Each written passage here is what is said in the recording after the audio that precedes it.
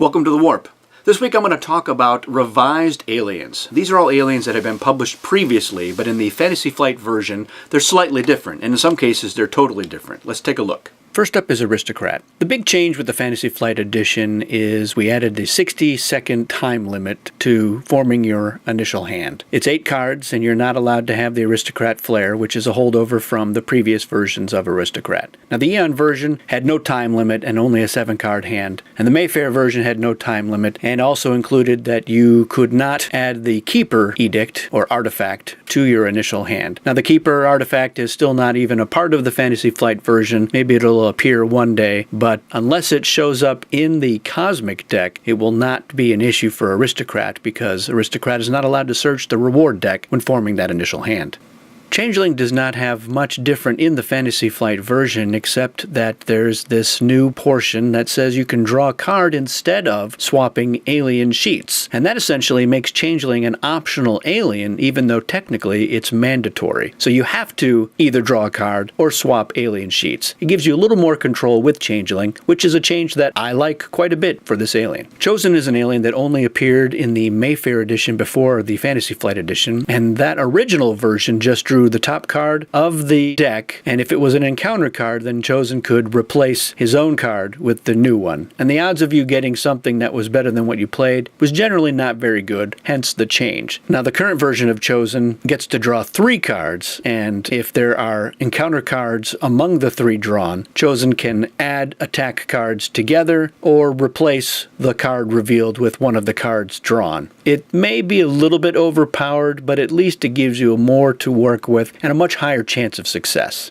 Crystal is an all-new version. So the original version of Crystal involved informing the other players in an encounter who are allies just how many tokens or ships they were allowed to commit. They could refuse to ally at all based on the number that you told them they could bring in. All in all, this was not a very effective alien. You were either bringing 4 all the time or just 1, and you knew that was going to be the case if Crystal was going to be involved, so you could either just say, you know what, I'm not going to bother allying, or you were going to bring that many to begin with. So Crystal was not a particularly desired alien, and the new version is really powerful. So the way it works is anybody on Crystal's side of the encounter, whether Crystal's an ally or a main player, if they have an attack card that is identical to the one revealed by the main player on their side, they can discard it, and then those 2 cards are multiplied together. So if the main player reveals an 8, and you have an 8 in your hand as their ally, you can discard it, and now their attack is worth 64. So very effective. And you can tell people, hey, I've got a 10 in my hand, so if you've got 1, why don't you play it? It really makes for a very powerful alliance. Maybe a little overpowered. Demon is a brand new effect, and this alien originally, for the Fantasy Flight version, was only available at Cosmic Con, but it is now included in the 42nd anniversary edition of Cosmic Encounter as the 51st alien in the base set. So for the original version of Demon, you had to not be involved in the encounter, and after the offense played their encounter card, you could possess them, basically kicking them out of the encounter, putting an equal number of your own chips in, and then revealing their card and proceeding from that point. This pretty much crossed a line that Fantasy Flight has had since the beginning with taking control away from players. So the new version of Demon basically lets them, as a main player, use another player's hand as their own. They take the cards, they put them on their alien sheet, and you can play cards from that player's hand, giving it back to them at the end of the encounter. It's a little bit like Doppelganger, which we talked about right before Cosmic Con, because this was part of a design contest for Cosmic Con. We looked at it and said, it's just different enough from Doppelganger that we think this will work fine, and it is an interesting effect. Basically lets you look at another player's hand as well as use some of their best cards on your behalf. So it's a little bit nasty, which I think you would expect from a demon. Dictator. The big change with Dictator in the Fantasy Flight version is that Dictator uses the existing Destiny deck and chooses a card from it for the other players in the game. The original version of Dictator could just say, look, you're going to attack green. Oh, it's your turn, you're going to attack green. Another player, you're going to attack green. And they could just relentlessly target the same player for the whole time. So Patrick Riley proposed this a few years before the Fantasy Flight version came out, and Kevin said this was a really good idea, and that is why we have the version of Dictator we have today, which is a really good, very effective version of Dictator. Diplomat had a slight change in the Fantasy Flight version in that that player must discard and negotiate in order to use the alien. So the alien diplomat gets to cause a three-way negotiate where diplomat is part of the negotiation and can gain a colony, gain cards, but is also at risk of losing 3 ships like everyone else. Now the original version of diplomat didn't have to discard a negotiate or a compromise card in order to work and could basically get into every single encounter, and it was a little bit annoying sometimes when diplomat was in the game. So Patrick Riley and Rob Burns proposed forcing diplomat to have some negotiate cards in order to make this happen. So it curtails that a little bit, and I think it's very effective. It's a really good alien. It can be very powerful depending on what you have. And as part of your deal, you can try to get other people to give you negotiate cards. This is an alien that really wants to get those cards. Doppelganger has changed a little bit from each edition that it has appeared.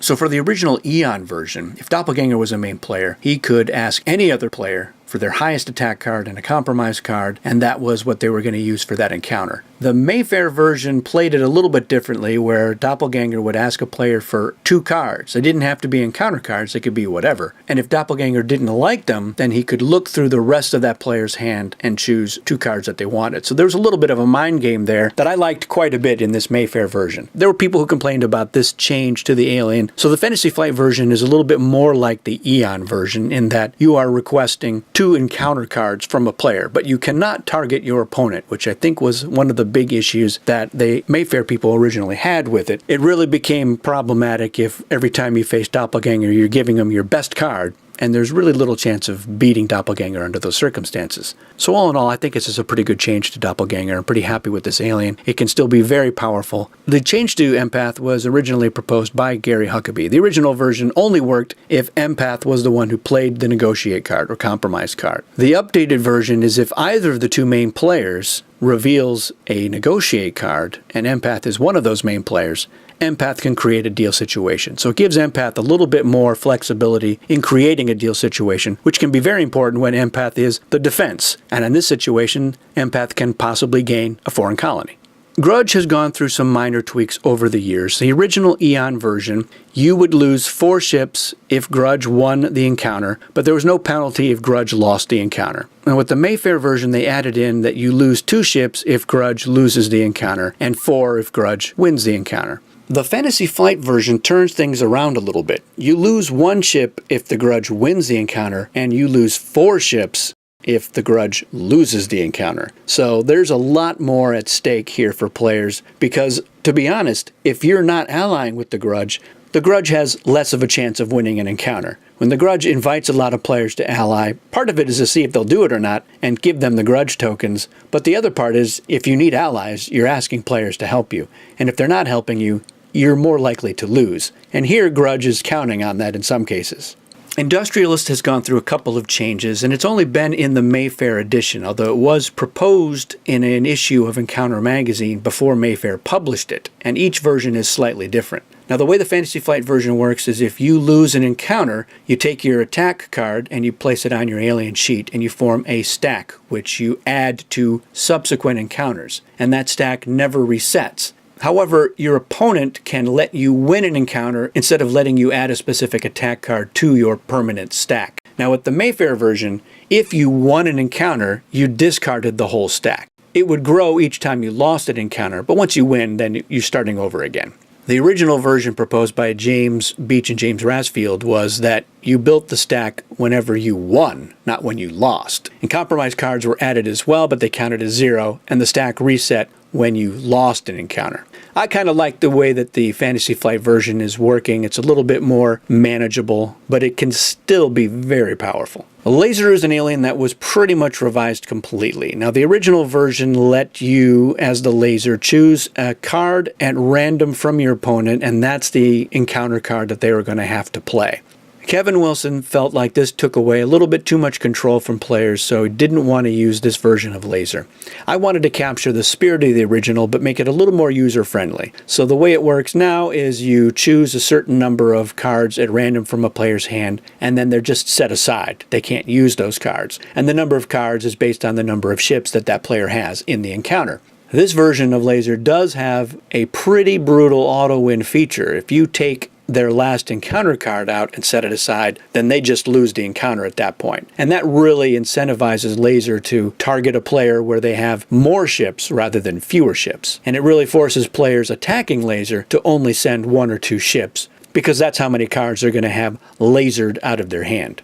The change to Macron is pretty simple. It still can only send 1 ship into an encounter. That counts as 4, but ships count as 2 for compensation and rewards. So you can still get a little bit of something out of it, rather than the original version where you only send 1 ship, and if you're compromising, you only get 1 card in compensation. And if you're a winning defensive ally, you're only ever going to get 1 reward, which is kind of weak. This is still one of the most homebrewed, revised aliens, because people are still not crazy about the idea of having a lot of foreign colonies with only 1 ship on them, because there are a number of effects that can target it and make Macron pretty ineffectual. Schizoid is a tricky alien and was definitely going to be revised in the Fantasy Flight version. The original had a list of criteria that you had to fulfill when you were creating an alternate win condition that only you knew, and other players were going to be able to ask you yes or no questions when you were the main player. This Fantasy Flight version has a set of cards with very specific win conditions. You choose one and keep it secret, and when players defeat you, they get to look at one of the cards that you didn't choose at random and try to, through a process of elimination, figure out what the winning conditions are. The fact that it is a very short list means that players can figure out what it is, but it may take a few encounters, and I think it's a much more manageable version of it. I would like to see maybe 1 or 2 more Schizoid win conditions just to make the game a little more crazy, and you might want to then revise the alien to the point where if you've seen one, you can reveal it to all players and then everybody knows. But this is still a pretty effective alien. I do like this version. And finally, we have Worm. This is an alien that lets you reposition the hyperspace gate. The original version limited you to repositioning it within the same system it was in to begin with. So if you were attacking Worm, you could target one planet, but Worm could reposition it to a different planet in the same system after the cards were revealed. And when Worm was attacking you, he could start by pointing at one planet and then say, oh, maybe I'll attack this one instead after the cards are revealed. The problem was you could look at the planets in the system and do the math and figure out, all right, well, he's probably going to reposition it over here, or maybe over there. And there's usually not a big difference between the number of ships on one planet or another. Maybe there's 2 here and there's 3 there. There's not much of a spread there. The new version that Gerald Katz proposed lets you at least target players' foreign colonies, which gives it a little bit more impact. It's still not a very desirable alien for me, but this is definitely the best version. Now, I didn't cover any of the Lucre aliens in this video. I'm going to take a look at those in a different video. But all the aliens that I looked at in this one, I am happy with the revisions that were made. I think that while a couple of them could have been revised a little bit more, they're all better than the versions that were previously published. So it's definitely a step in the right direction. And for most of them, I'm really happy with what they've done with them. So that's it for this video. I hope to see you again soon. Thanks for watching.